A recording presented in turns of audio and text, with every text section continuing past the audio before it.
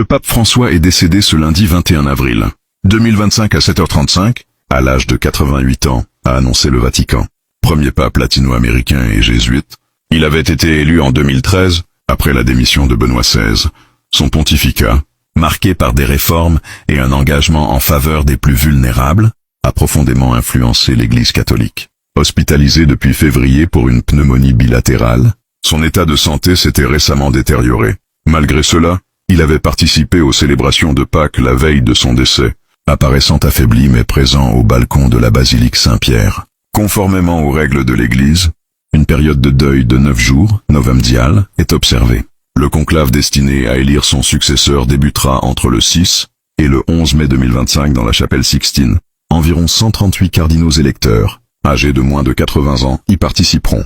Le pape François laisse derrière lui un héritage de réformes pastorales, d'engagement pour la justice sociale, l'écologie et le dialogue interreligieux. Son décès suscite une vive émotion parmi les fidèles et relance les discussions sur l'avenir de l'Église.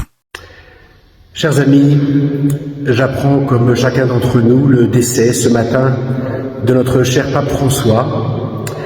Je suis très ému, comme beaucoup d'entre vous certainement, très ému de penser que son dernier geste, sa dernière parole envers nous auront été hier matin, depuis le balcon de la basilique Saint-Pierre, des gestes et des paroles de bénédiction.